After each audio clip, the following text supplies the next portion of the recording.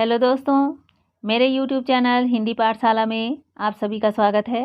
आज के वीडियो में हम कक्षा 7वीं के हिंदी पाठ्य पुस्तक के पाठ 2 प्रेरणा के पुष्प नामक पाठ का प्रश्न अभ्यास करेंगे।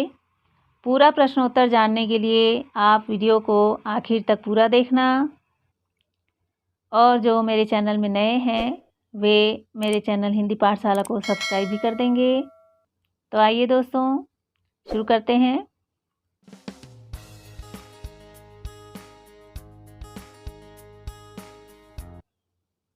पाठ का पहला प्रश्न है, बुजुर्ग को परिश्रम करते देखकर उनसे नौजवान के क्या सवाल थे।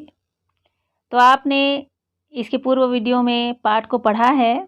आप उत्तर बता सकते हैं इस प्रकार। बुजुर्ग को परिश्रम करते देखकर नौजवान ने पूछा, बाबा यह क्या कर रहे हो। तो एक बूढ़ा व्यक्ति ज़मीन खोद रहा था। तो उसी समय एक नौजवान लड़के ने उनसे प्रश्न किया था कि बाबा आप ये क्या कर रहे हैं। अगला प्रश्न है, रेल से सफ़र करती बुजुर्ग महिला मुट्ठी से बाहर क्या बिखेर रही थी और क्यों। उत्तर में आप लिख सकते हैं, रेल से सफ़र करती बुजुर्ग महिला मुट्ठी से बाहर सुंदर फूलों और फलों के बीज बिखेर रही थी, क्योंकि इनमें से कुछ भी अगर जड़ पकड़ ले तो लोगों को इनसे कुछ फ़ायदा होगा। मतलब जो बुजुर्ग महिला थी वह रेल से बाहर, खिड़की से बाहर फूलों और फलों के बीज को इसलिए बिखेर रही थी कि अगर वे पौधे बनेंगे तो इनसे लोगों को फ़ायदा होगा, सुगंध और शीतलता मिलेगी। अगला प्रश्न है, अमेरिकी वैज्ञानिक फ्रैंकलिन बेंजामिन के बारे में अनुकरणीय बात क्या सुनी जाती है। तो आपने पाठ में पढ़ा है कि अमेरिकी वैज्ञानिक बेंजामिन फ्रैंकलिन के बारे में अनुकरणीय बात यह सुनी जाती है कि एक बार उन्होंने एक गरीब विद्यार्थी की $20 देकर मदद की थी और वे भूल गए थे, परंतु विद्यार्थी इस उपकार को नहीं भूला था और दिन फिरने पर अर्थात विद्यार्थी के अच्छे दिन आने पर उन्होंने उस $20 को लौटाने फ्रैंकलिन के पास आया। तो फ्रैंकलिन ने कहा, मुझे याद तो नहीं है कि मैंने यह रकम आपको कब दी थी। खैर, आप इसे अपने पास ही रखिए और जब आपके पास कोई ऐसा ही ज़रूरतमंद आए तो उसे यह दे दीजिएगा। उस व्यक्ति ने ऐसा ही किया। कहते हैं आज भी वह रकम अमेरिका में ज़रूरतमंदों के हाथ में घूम रही है। कहने का अर्थ ये है कि नेकी कर दरिया में डाल। आप उपकार करो और उसे भूल जाओ और वह जो किया गया उपकार है वो आगे अच्छा परिणाम जरूर दिखाता है। इस कहानी में भी ऐसा ही हुआ था कि बेंजामिन फ्रैंकलिन द्वारा दी गई वह रकम आगे भी ज़रूरतमंदों के हाथों में घूम रही थी, ज़रूरतमंदों के काम आ रही थी। अगला प्रश्न है, महाप्राण विवेकानंद क्यों अस्थिर चित्त हो गए। उत्तर है, कोलकाता में प्लेग व्यापक रूप से फैल गया था। प्रतिदिन सैकड़ों लोगों की मृत्यु हो रही थी। यह दुखद समाचार सुनकर महाप्राण विवेकानंद अस्थिर चित्त हो गए। प्लेग एक महामारी है जो चूहों के द्वारा फैलाया जाता है। तो उस समय संकट की स्थिति में विवेकानंद जी लोगों की सहायता करने के लिए आए थे कोलकाता में और अपनी अस्वस्थता को भूलकर वे लोगों की मदद कर रहे थे। अगला प्रश्न है, विवेकानंद ने सन्यासी जीवन के बारे में क्या बताया। उत्तर है, विवेकानंद ने सन्यासी जीवन के बारे में बताया कि सन्यासी आवश्यकता पड़ने पर मठ में न रहकर वृक्षों के नीचे रहेंगे तथा भिक्षा द्वारा प्राप्त अन्न और वस्त्र उनके लिए पर्याप्त होगा। तो आवश्यकता पड़ने पर अर्थात यदि लोगों की सहायता की ज़रूरत पड़ी तो वो अपने मठ के लिए जो ज़मीन खरीदी है उसे भी वो बेचकर लोगों की सहायता कर लेंगे और वे भिक्षा प्राप्त कर उससे जो अन्य सामग्री या वस्त्र मिलेगा उन्हीं से गुजारा कर लेंगे। प्रश्न 6 है, अपने काम से विवेकानंद स्वदेशवासियों को क्या शिक्षा देने लगे। उत्तर है, अपने काम से विवेकानंद स्वदेशवासियों को यह शिक्षा देने लगे कि नर को नारायण मान सेवा करें तथा जातिगत आधार पर ऊंच नीच की भावना न रखें, जातिगत घृणा न करें तथा मानव धर्म को सर्वोपरि मानकर आलिंगन करें।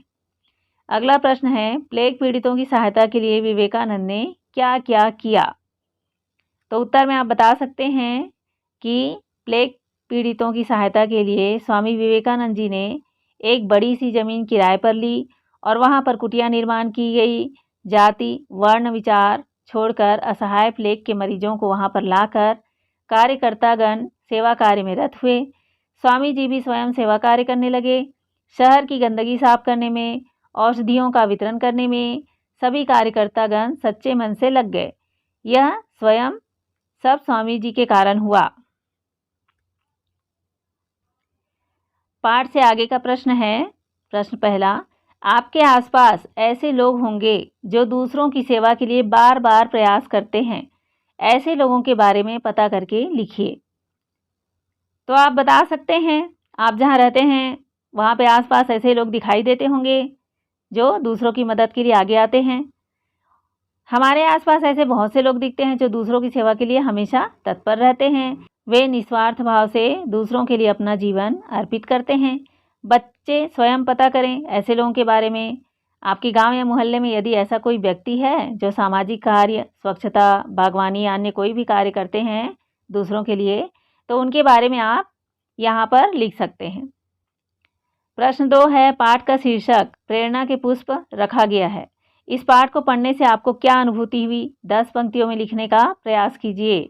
आपने पाठ को पढ़ा है और पढ़ने के बाद आपको क्या एहसास हुआ, क्या अनुभूति हुई, उसे आपको अपने विचारों में, अपने शब्दों में लिखना है। जैसे यहाँ पर लिखा गया है कि पाठ का शीर्षक प्रेरणा के पुष्प रखा गया है। इस पाठ को पढ़ने से हमें निम्नलिखित अनुभूति हुई। पहला है, हमें दूसरों की भलाई के लिए कुछ कार्य करना चाहिए। दूसरा, सफ़र में जाते वक्त फूलों और फलों के बीज ले जाने की प्रेरणा मिली। तीसरा है, रोगी के लिए सेवा भावना की अनुभूति हुई। चौथा है, ज़रूरतमंद लोगों की मदद करने की प्रेरणा मिली। पांचवा है, दूसरों के कष्ट में सेवा एवं सहायता करने की प्रेरणा मिली।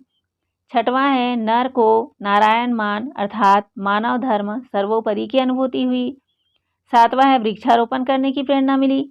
आठवां है, स्वार्थ की भावना त्याग करने की प्रेरणा मिली। नौवां है, जातिगत आधार पर भेदभाव नहीं करने की प्रेरणा मिली।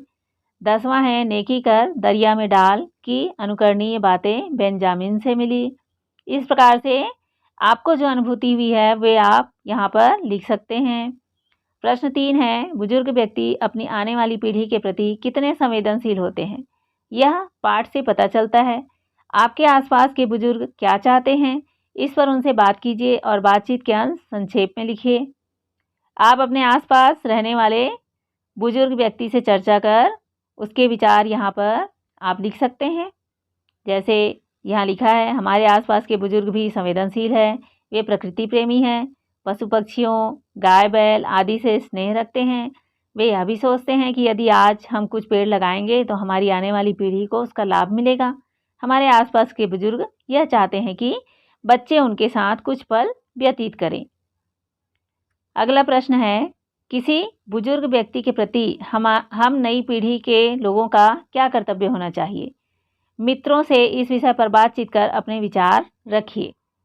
आप अपने मित्रों से बात कर विचार यहाँ पर लिख सकते हैं। जैसे यहाँ लिखा गया है, किसी बुजुर्ग व्यक्ति के प्रति हम नई पीढ़ी के लोगों का यह कर्तव्य है कि बुजुर्ग व्यक्ति के प्रति आदर भाव रखें, उनका सम्मान करें, ज़रूरत पड़ने पर उनकी सहायता करें।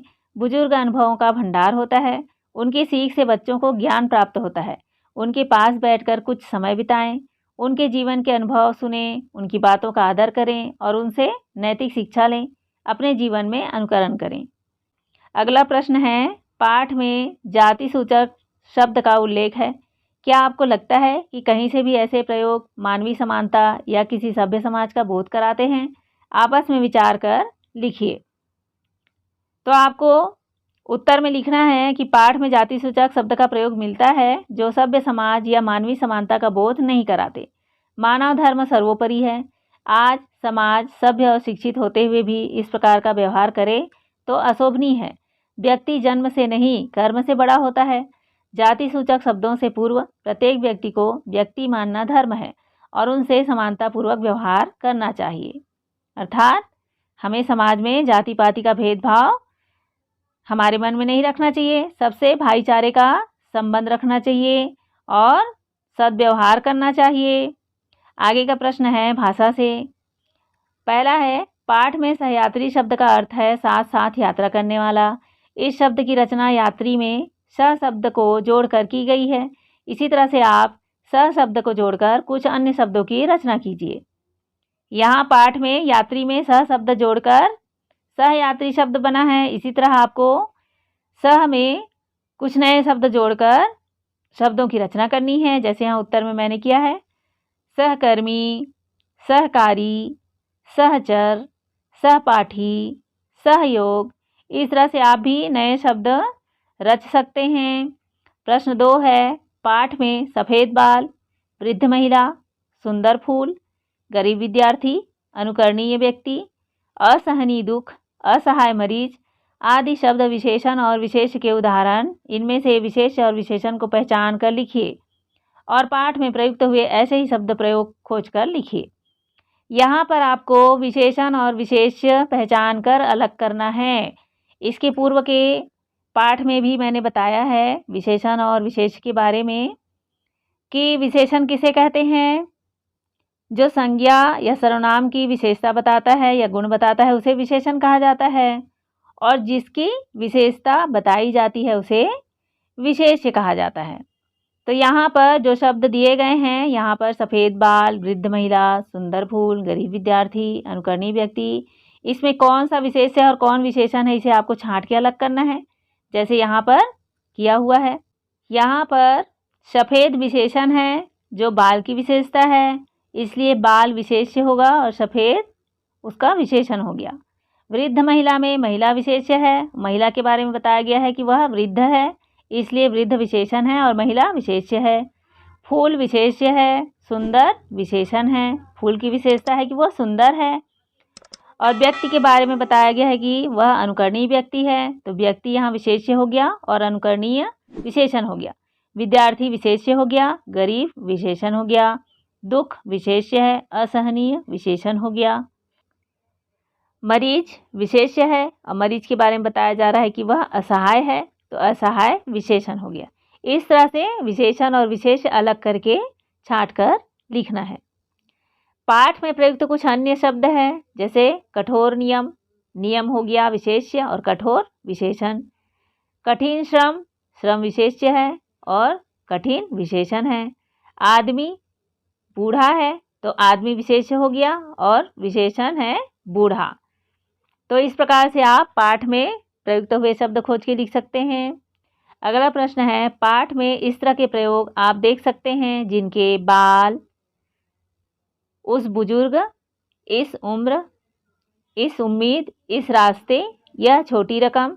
रेखांकित शब्दों को हम सार्वनामिक विशेषण कहते हैं, अर्थात यहाँ पर सर्वनाम शब्द संज्ञा या सर्वनाम के संकेत या निर्देश के रूप में आए हैं, अतः सार्वनामिक विशेषण के उदाहरण हैं। पाठ से इस प्रकार के और भी सार्वनामिक विशेषणों के उदाहरण ढूंढकर लिखिए। तो यहाँ पर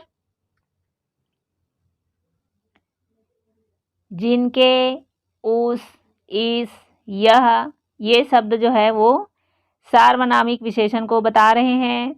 तो आपको इस पाठ में आए हुए सार्वनामिक विशेषणों को ढूंढकर लिखना है। मैंने सर्वनाम और विशेषण के प्रकार के बारे में वीडियो बनाया है, उसके लिंक डिस्क्रिप्शन बॉक्स में दिया गया है, जिसे क्लिक करके आप सर्वनाम और विशेषण के बारे में आप जान सकते हैं। तो यहाँ पर इस प्रश्न के उत्तर में आप लिख सकते हैं, पाठ में आपके आए हैं जिन्हें, इसके, तुम्हारे, उसके, आपके, उन्हें, उनके, अपने, उन्होंने, उससे, ये सब सार्वनामिक विशेषण के उदाहरण हैं। आगे का तो मैं उम्मीद करती हूँ दोस्तों कि इस पाठ के सभी प्रश्न के उत्तर को आप समझ गए होंगे। अगर ये वीडियो अच्छी लगी हो तो अपने दोस्तों के साथ ज़रूर शेयर कीजिए, लाइक कीजिए और मेरे चैनल को भी सब्सक्राइब कर दीजिए। हम आगे के पाठ में फिर मिलेंगे दोस्तों। Thank you.